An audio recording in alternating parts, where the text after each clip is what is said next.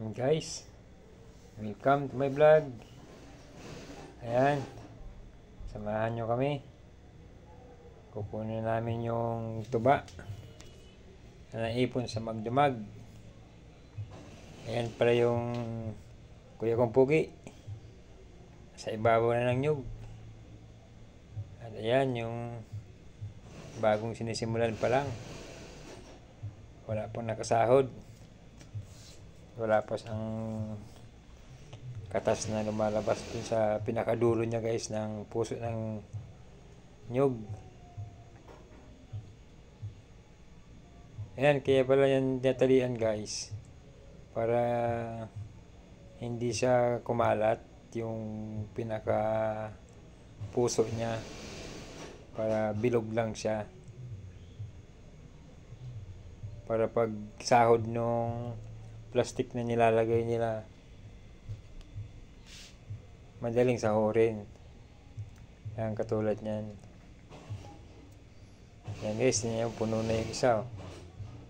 Sana all ganyan lahat para maraming maipon. Kaya lang meron guys puno na mahina siya kumatas. Hindi lahat ay ganyan siya kalakas kumatas. Bihira na yung ganyang puno na marami ang tuba na naiipon.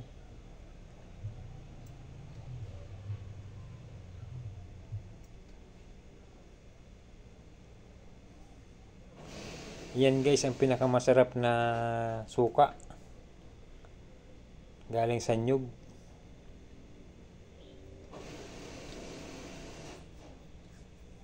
Wala kasing halong chemicals yan, kaya napakasarap ilagay sa paksiw. At dyan guys, nakikita nyo yung ilog. Masarap maligo dyan. Ang linis pa ng tubig dyan sa ilog na umaagos.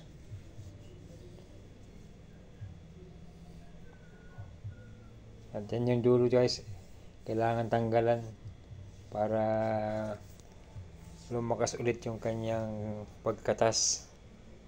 Kasi natutuyo guys yung dulo pag hindi na siya ganun kalakas kumatas pagka natuyo na yung pinakadulo niya. Kaya kailangan bawasan ng kapiraso para sariwa siya ulit.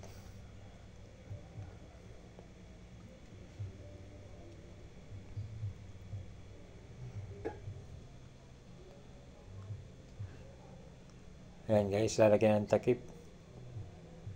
Yan pala guys, bakit kailangan lagyan ng takip? Para pag halimbawang umulan, hindi mahaluan ng tubig yung tuba. Kasi ang pangit guys ng lasa ng tuba pag may halong tubig. Tsaka hindi mo siya magawang suka pagka may halong tubig kasi pangit ng lasa. Tsaka maraming ibon tsaka insekto ang sumisipsip dyan sa dulo ng puso ng nyug. Kaya kailangan lagyan ng takip. Kasi minsan nalalaglag guys yung mga insekto dun sa tuba. Humahalo dun sa tuba. Pero wala naman problema yun guys kasi sinasalat naman yan bago inumin. O yan yung isa. Sobrang baba lang niya guys.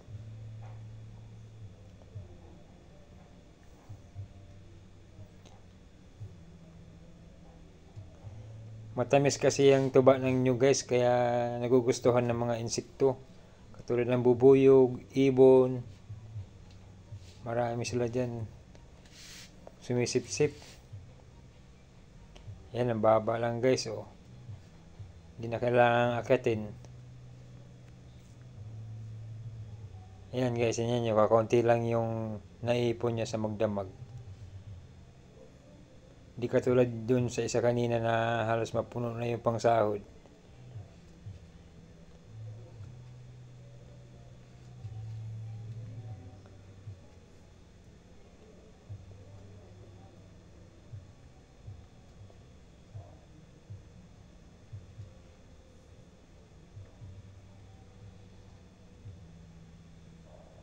Yung pangsahod na yan guys, ikita nyo, ganyan ang itsura. Gawa ng, yan na yung pinakalatak ng tuba. At hindi mo yan pwedeng kamayin or tanggalin kasi mag-iiba yung lasa niya.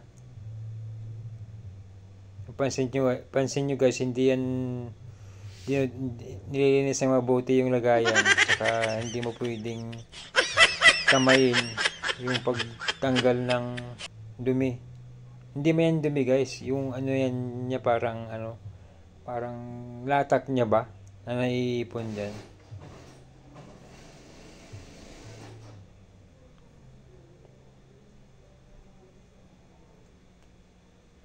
Yan, nilagay ulit ang takip.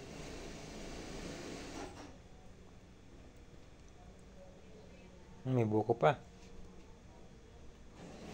Alam mo, magulang na.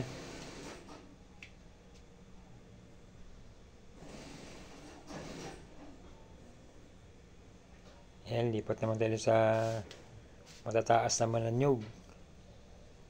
Andun naman yung isang kuya ko.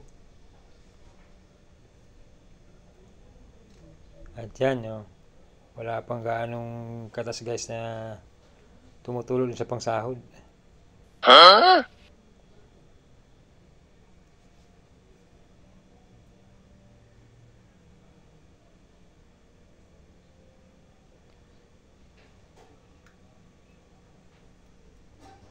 Yan, nakadalawang galon na. Ang isang galon yan guys na pag bibilhin yung isang galon, nasa 100 na yan ngayon. Ang presyo ng isang galon tuba.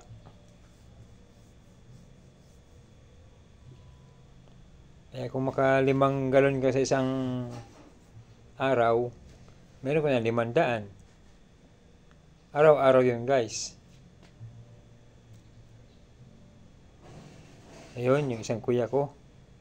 Nasa ibabaw pa. Ayan, matataas na yung iba. Ayan, bababa na siya. Ayan yung sinundan kong kuya ko mga guys.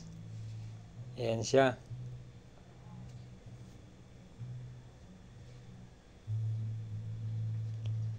So guys, thank you for watching. Salamat sa inyong lahat. God bless po.